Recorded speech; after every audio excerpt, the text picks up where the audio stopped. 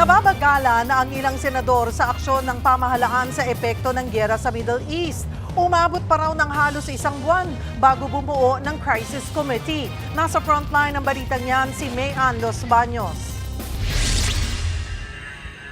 25 araw na mula nang magsimula ang giyera sa Middle East. Pero ngayon pa lang bumubuo ng Crisis Committee ang gobyerno. Mabagal daw ang aksyon ayon sa ilang senador. Mukhang sobra lang ang bagal. Kasi reactive di ba? Isipin mo, narinig mo kahapon mismo, naka-break down ang Congress. My God, crisis na tayo, naka-break down ang Congress. Emergency situation, the President may call on the Congress at any time.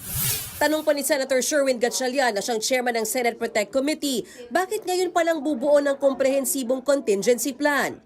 Dapat kaagad, nung nangyari ito sa Strait of Hormuz, na-anticipate na natin magkakaroon ng supply issues. No, unlike sa Ukraine, tumaas nga yung presyo pero walang supply issues niyon, no, kasi hindi naman tayo bumibili sa kanila. So ito dapat na anticipate kaagad, no.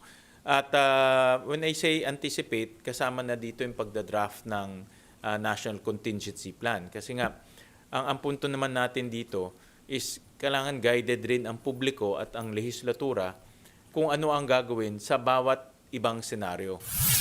Eto pa, wala pang plano kung anong mangyayari sa atin oras na maubos ang reserbang supply ng langis na tatagal lang daw ng 60 days. Kung hindi raw maagapan yan, marami ang mawawalan ng trabaho. Sabi naman ni Senator Risa Hontiveros, kulang ang executive order kung wala namang sapat at agarang ayuda para sa mga kababayan natin. Hiling niya, suportahan ng Malacanang ang supplemental budget na nagkakahalaga ng 52.8 billion pesos na una niyang inihain.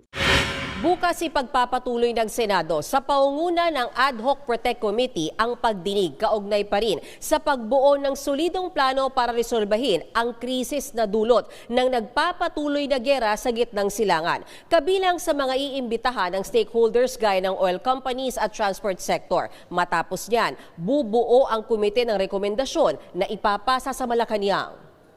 Sa ngayon, paano ba makakatipid ang gobyerno para mas maituon ang pondo pantulong sa mga pinakaapektadong sektor? Bungkahi ni Gatchalian? Wala ng outing, wala ng team building, wala ng mga seminar. Zoom na lang yung mga seminar.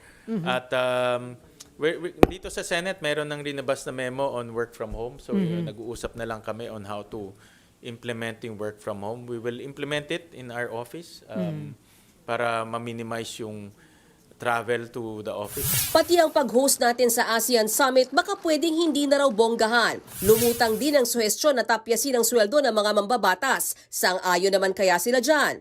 Very noble offer. Pero mas maganda kung kung talaga mawala na yung korupsyon, lalo ngayon krisis. Yun ang dapat mabawasan at mawala.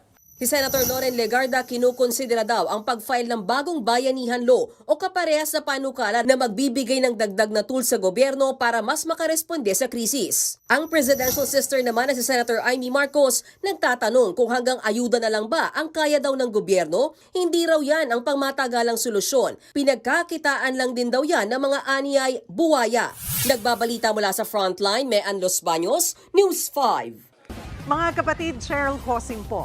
Maging maalam at may pakialam sa mga napapanahong issue at headlines. Mag-follow at mag-subscribe na sa social media pages ng News 5.